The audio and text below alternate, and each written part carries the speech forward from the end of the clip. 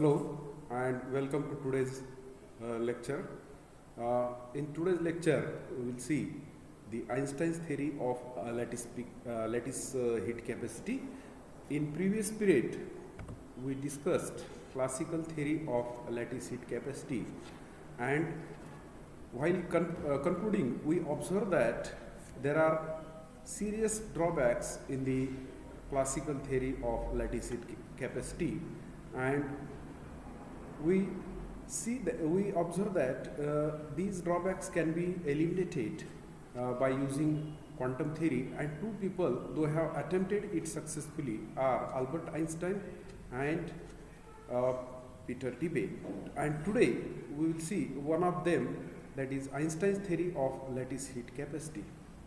In 1911, Albert Einstein attempted to resolve the discrepancies and the serious drawbacks those appear in the classical theory, and for this purpose he used Planck's quantum theory.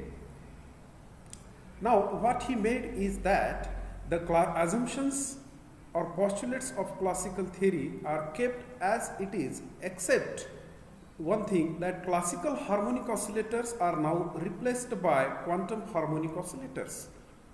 Okay, so let us have some salient features in this shadow. Very first one is that the atoms of the crystal are assumed as the harmonic oscillators, of course, quantum harmonic oscillators. And one thing is that kept as it is, as it was in the classical theory, that all oscillators are identical and vibrate independent of each other. This assumption is one and same as we have seen in the classical theory. Next one is that crystal consisting of n number of atoms, where n is Avogadro's number. Okay, now if it has n number of atoms, since one atom has 3 degrees of freedom, so there will be 3n one-dimensional harmonic oscillators. Okay, so it is again one and same as we have deal with the classical theory. Third one is all atoms in the crystal vibrate with the same natural frequency since they are in the identical environment. So this is new one. Since Einstein considering the oscillators as the quantum oscillators, okay, they have certain frequency of vibrations, and it is considered as all atoms vibrate with the same natural frequency. Next one is that oscillators are quantum oscillators, and since they are quantum oscillators, they have discrete energy spectrum rather than the continuous one as for classical oscillator. This is quite clear because he is considering the oscillators as the quantum oscillators. So of course, according to quantum theory, they should have the discrete energy spectrum, not the classical, not the continuous energy spectrum like classical theory. Now next one is any number of oscillators may be present in a quantum state. So this is what you say, this creates some simplicity that we will see in the derivation. The next one is the system of atomic oscillators obey Maxwell-Boltzmann distribution law. Okay, so this is important one because according to Einstein, the oscillators are quantum oscillators, but since they are identical, vibrating independent of each other and having the same natural frequency, so here the classical distribution law, that is MB distribution law or Maxwell-Boltzmann distribution law, is applicable. Okay, so with this salient feature, let us go to the derivation of the internal energy of the solid and lattice specific heat. Okay, now first of all we will start with the Planck's quantum theory. According to Planck's quantum theory, the discrete energy values possessed by a quantum oscillator vibrating with frequency nu are very simply given as nh nu. Let us call it as epsilon n. So epsilon n equal to nh nu, where n can take any value as an integer, so 0, 1, 2, 3 and so on, and it is called as quantum number. What is h? H is Planck's constant, the constant introduced by Planck while deriving this formula, while giving this formula, and nu is frequency of vibration of the oscillator. We can replace this nu with the angular frequency omega, and we have to substitute here simply omega by 2 pi, and with this we have n into h by 2 pi into omega 0. So omega 0 we consider it as a natural frequency of vibration. So h by 2 pi is again the constant in the quantum mechanics, and it is called as h cross. So n h cross omega 0, this will be the energy of a oscillator vibrating with frequency, natural frequency omega 0, where n is a quantum number. But the result is modified by Einstein by using the wave mechanical result. What is difference between this result, that is epsilon n equal to nh nu, and the wave mechanical result is that in place of n we have to put n plus half. Okay. Now what change has been observed by putting n plus half in place of n? So that we will see. Now if we put nu equal to omega by 2 pi, so simply by considering omega or omega 0 as a natural frequency of oscillation, we will substitute h by 2 pi, we will obtain the h by 2 pi new constant, that is cross h, and the final formula is n plus half cross h omega 0. Now if you are distributing this, you will find that the energy epsilon n has two terms. One is n cross h omega 0, which is according to equation 1 initially solved by Einstein, and another one is half cross h omega 0, and we will find that this half cross h omega 0 is independent of the quantum number. Now even though the quantum number is 0, this equation 2 will show that the energy possessed is half cross h omega 0.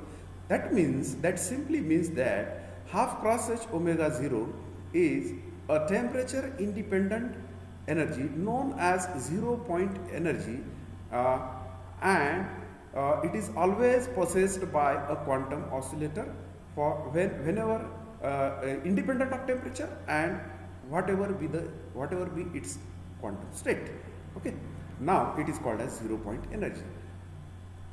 Next one, let us calculate the average energy, and for this purpose we use the MB distribution law. Simply, since we are considering here the discrete energy values, the integration sign in the MB distribution law is now replaced by summation, and with this we observe that it will be summation n equal to 0 to infinity. Again it is considered that it has infinite number of values, so epsilon n exponential minus epsilon upon kBt. So simply summation sign, integration sign in classical theory is now replaced by summation sign, since the quantum oscillator has discrete values of energies. Okay, and so summation, the numerator term represents the total energy of the oscillators or number of oscillators in the quantum state or in the crystal, and it is divided by the total number of oscillators, and in this way we obtain the average value possessed by the oscillator in the crystal.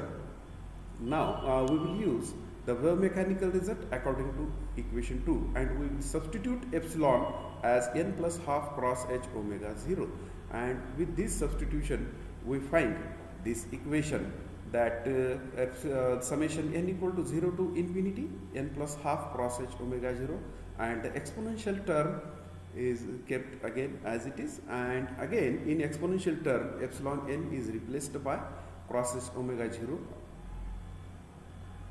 Epsilon term is replaced by n plus half cross h omega 0, and in this way we have this equation. Let us put the repeated term as cross h omega 0 upon kBt as equal to x, and we will have this cross h omega 0 out of summation, since it is independent of the value of the quantum number n. So in this way we have equation 4, cross h omega 0 summation n equal to 0 to infinity n plus half exponential of again that term, that is minus n plus half into x, and divided by x, summation n equal to 0 to infinity exponential minus n plus half x. So this is equation 4, where we have substituted x as equal to minus cross h omega 0 upon kbt. I think here we have made a mistake here. We just put here plus sign, okay, because we are considering x as equal to minus cross h omega 0 upon kbt.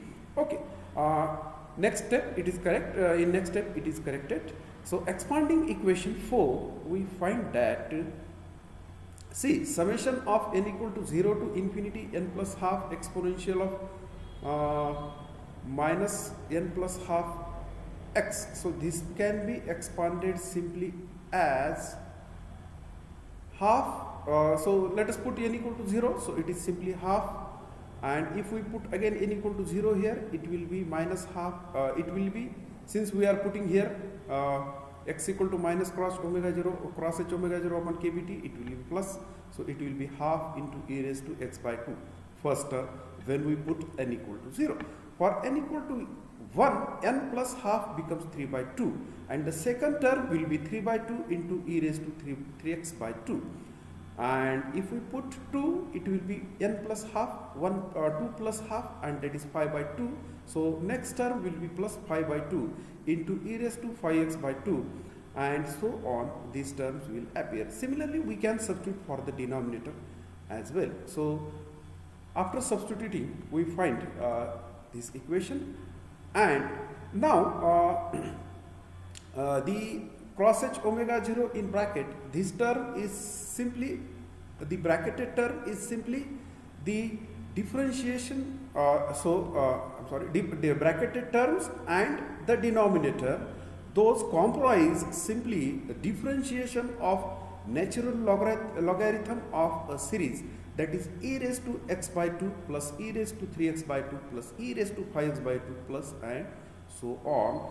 In this way, the whole term is now, this term is now reduced to d by dx of natural logarithm of the series given in the bracketed term, square bracket. Okay, so this we have to remember very well.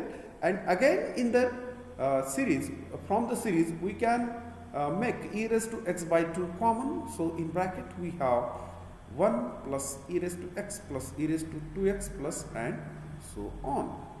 Okay, now let us distribute the logarithm over the product.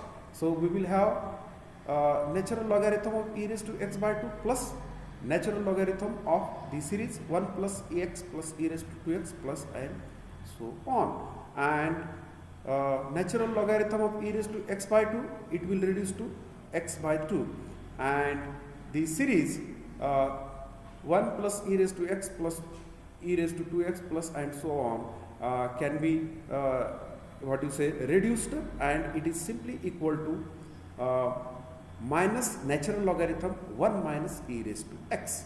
Okay, so this is the equation 5, that is average energy epsilon bar equal to cross h omega 0 d by dx of x by 2 minus natural logarithm of 1 minus e raised to x.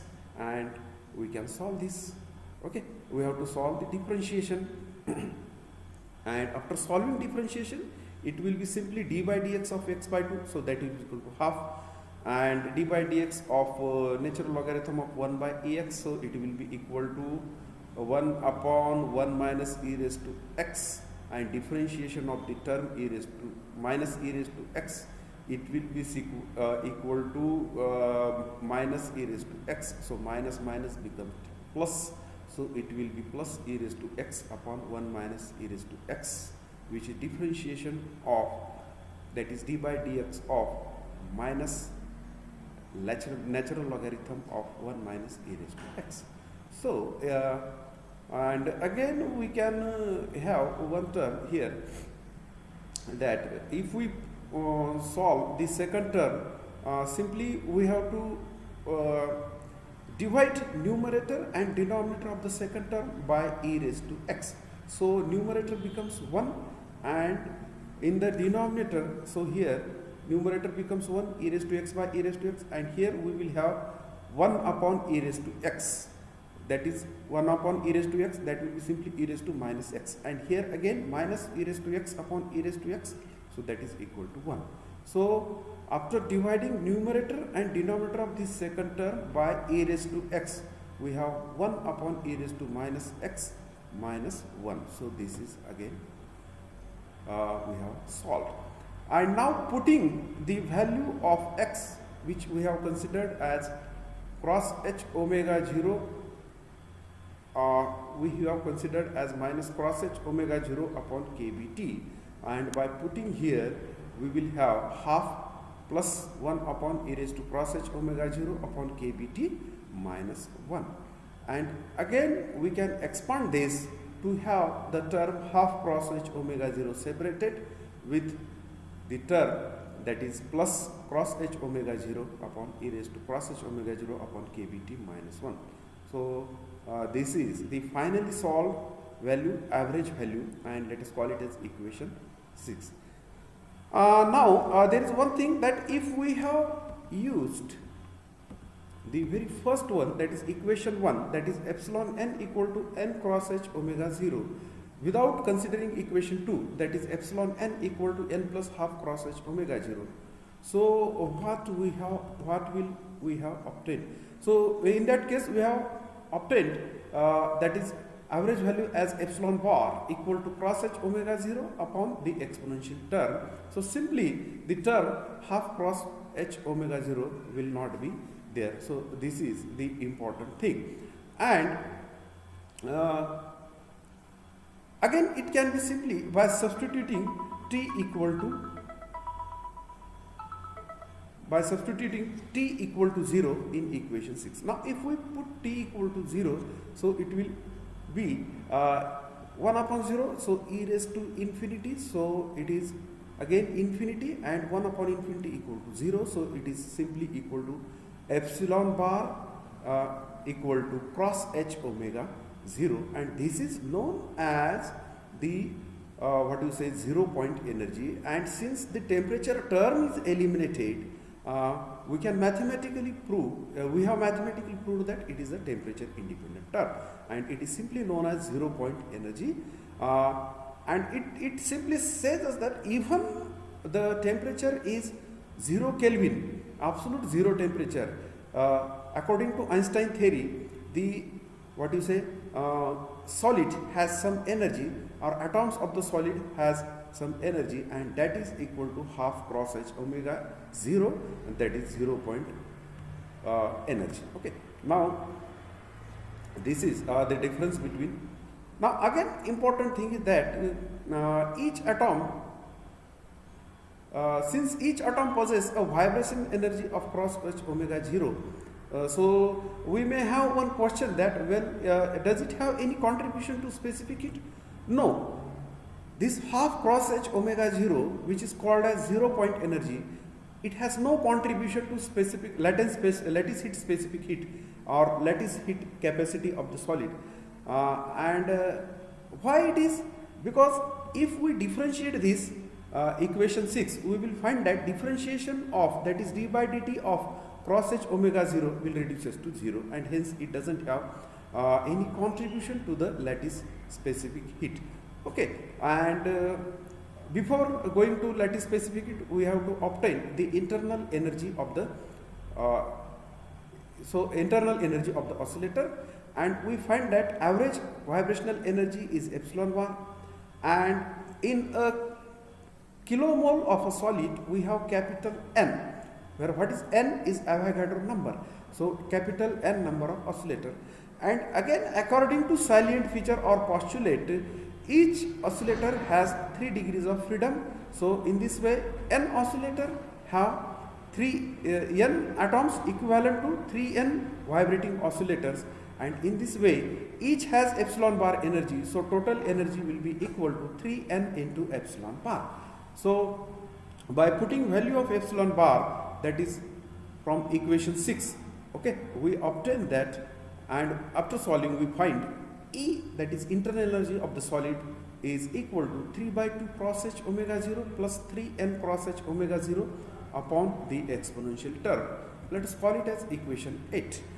Now the lattice heat capacity can be obtained simply by differentiating equation 8, where V, the volume, is kept constant, so dE by dt at constant volume, Cv, that is lattice heat capacity. And what will be the differentiation of first term, since it is independent of T, that is 3 by 2 cross h omega 0, differentiation of 3 by 2 cross h omega 0 or d by dt of cross h omega 0, it will be equal to 0. And what is differentiation of this term? It will be equal to 3n cross h omega 0 as it is, and differentiation of numerator, that will be equal to minus 1 upon exponential term minus 1 and whole square, okay, and then differentiation of this bracketed term, so differentiation of e raised to cross h omega 0 upon kbt simply will be equal to cross h omega 0 upon kb into e raised to cross h omega 0 upon e raised to cross h omega 0 upon kbt. And what will be differentiation of again that t, that will be minus 1 upon t square. So in this way we have the final value as 3n. Now here I will rearrange the terms as simply I will put cross h omega 0 together, so it is cross h omega 0 whole square. Again I have here t square, so I put here t square, but I don't have kb, so I will put here kb square and I will take kb at the numerator. So I have a complete term as cross h omega 0 upon kbt whole square, and 3n kb will be here, since kb will be here because we have put here kb square, and the remainder term, so minus minus becomes plus, and e raised to cross h omega 0 upon kbt and the bracketed square. Now what Einstein has made here, that he defined a characteristic temperature that is called as Einstein temperature, and it is denoted by letter theta subscript capital E, theta E. And what is it? It is simply cross h omega 0 upon kb, and this is called as, this is a characteristic temperature of the crystal, and that is called as Einstein temperature.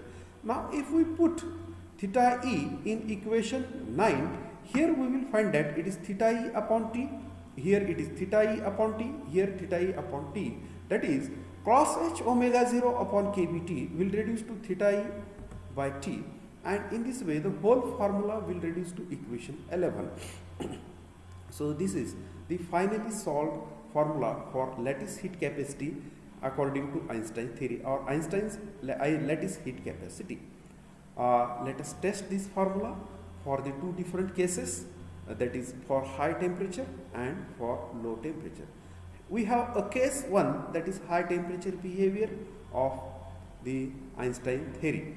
Now for high temperatures, if we compare theta E with T, we will find that the temperature T of the crystal is very very large as compared to theta E. That means the term kbt will be very higher than cross h omega 0, and in this way exponential of cross h omega 0 upon kbt minus 1. So this will be, what will be exponential of this? That will be 1 plus cross h omega 0 upon kbt plus and so on higher terms. So since cross h omega, since t is very large, so cross h omega 0 upon kbt will be very small, and we can neglect higher power terms, and we have only two terms, that is 1 plus cross h omega 0 upon kbt here, and when 1 is subtracted, so we have cross h omega 0 upon kbt simply as this exponential term minus 1. Okay, and let us call it as equation 12, and let us put it in equation number 6. That is, what is equation number 6? That is expression for the average energy of a quantum oscillator, and if we put this result there, so this is our equation 6 here, and we have substituted this, that is exponential term, this denominator, as simply equal to cross h omega 0 upon kBt. Now what happens? This cross h omega 0 term will cancel out, and this 1 upon kBt, 1 upon this 1 upon kBt, that will be simply equal to kBt, and we have half cross h omega 0 plus kBt. Again, we have to use this assumption that kBt is very large than cross h omega 0 at high temperature. So it is simply nearly equal to kBt to the first approximation. In this way, average energy of the harmonic oscillator is now kBt at high temperature, and if we recall the classical theory, this is the result which is one and same obtained at classical theory. That means at high temperatures the average energy calculated by Einstein theory reduces to the formula of classical theory, that is kBt. Okay, and what will be the specific heat, that is lattice heat capacity? Simply we have to substitute the approximation in equation 9, and putting this approximation in equation 9, we will find that is e raised to this term minus 1 as simply equal to cross h omega 0. Okay, so here, and we will find that it will be simply equal to 1 plus cross h omega 0 upon kBt, and this is simply equal to cross h omega 0 upon kBt. Now these square terms will cancel out, and we will have simply this term. Again, t is very large. So what about cross h omega upon kb, cross h omega 0 upon kBt?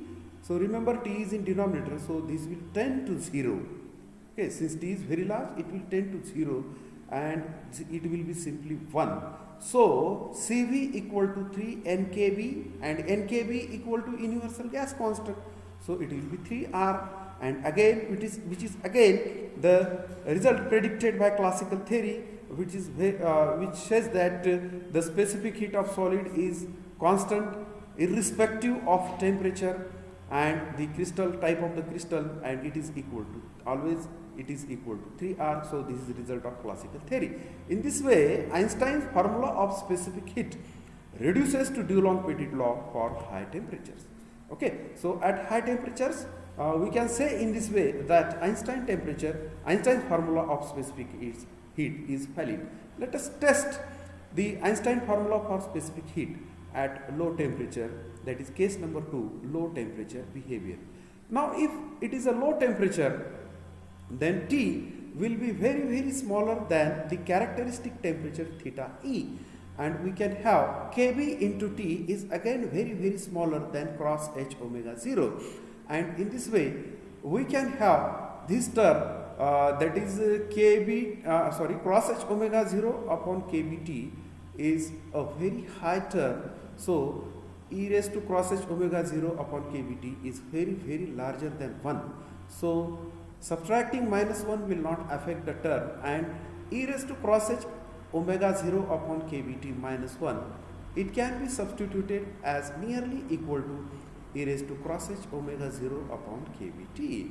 And by substituting this in equation 6, so this is simply your equation 6, and we are substituting this term as equal to this term, and we have this equation.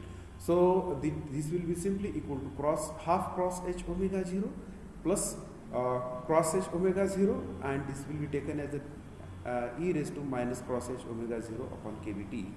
Let us call it as equation 12. So this is average energy at high temperature, at low temperature. So thus at low temperature we obtain here that the average energy depends upon the exponential term, and since it is a negative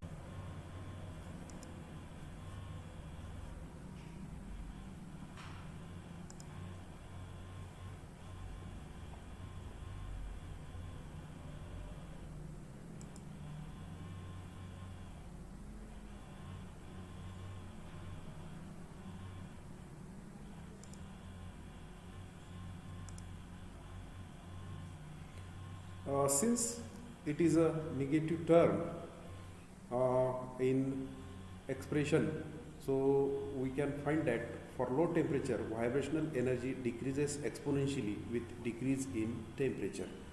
Now, what about CV?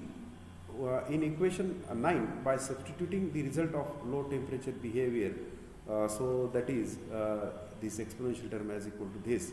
So this is our equation 9, and if we put here, so we will find that this as equal to, okay, this term will reduces to this again by solving it.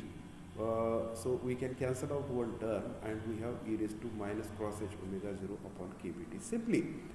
Now we have to substitute this cross h omega 0 upon kb as equal to theta e, and we will find that it is simply so here it is, this is the equation, and we have substituted cross h omega 0 upon kb as equal to theta e. So this will be the expression in terms of characteristic temperature theta e, that is equation 14. Okay, now since temperature is very low, it is a low temperature case, so T is very smaller than theta e, and since T is, here we have obtained one thing is that CV is equal to this term multiplied by e raised to minus theta e upon T. So we can find that CV is proportional to simply e raised to minus theta e upon T, where T is smaller and here it is a negative sign. So it simply says that it is CV decreases exponentially as T decreases for low temperature. This is the Einstein result. But experimentally it has been found for most of the solid that CV is proportional to T cube. So there is a discrepancy in Einstein theory too, and that is for low temperature. Now before directly having some predictions upon this discrepancy in Einstein theory at low temperature, let us compare the theoretical results of Einstein theory with the experimental results. So those are plotted here in terms of a graph, and you will find that the solid curve shown here is a theoretical result, while the empty points here, empty circles here shows experimental result. And here the theoretical curve is plotted for diamond crystal at specific characteristic temperature 1320 Kelvin. Okay, and it is the plot between CV versus T by theta E. And as we can see, here it is a horizontal line, dotted line, and it is parallel to x-axis, and it has value 6 on y-axis. So this is CV equal to nearly 6, that means Dulong-Petit's law, okay, which is a classical result. And you will find that for high temperature, the theoretical curve or the points, experimentally obtained points, touches to the theoretical curve, and again up to this T by theta e nearly greater than some 0.2. So the experimental points touches to the theoretical curve. That means for higher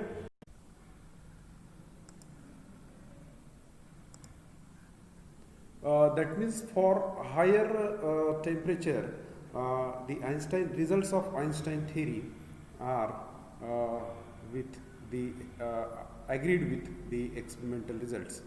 Now, what about low temperatures? That is, for very low temperatures, that is less than liquid helium temperature, you will find that the experimental points are showing some different results. They are not touching to the theoretical curve. Here the theoretical curve shows simply that CV is reducing exponentially with T by theta E, while here the experimental curve shows that they are proportional to T cube only. Okay, so here it is an exponential type of curve, and here it is a rapid decay. Okay, so that means the results shown by Einstein theory are not in agreement with the experimental facts for low temperatures, and in this way Einstein model fails to explain the behavior of lattice heat capacity at very low temperature. So why it fails, the question is there, and we can say at first sight that the Einstein theory fails due to oversimplified assumption that the atomic oscillator vibrate independently with a single frequency.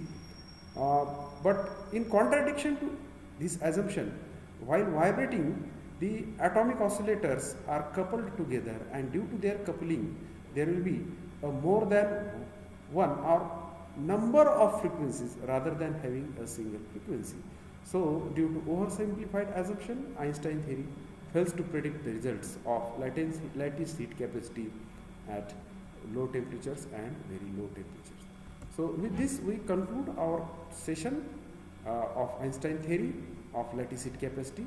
Thank you very much.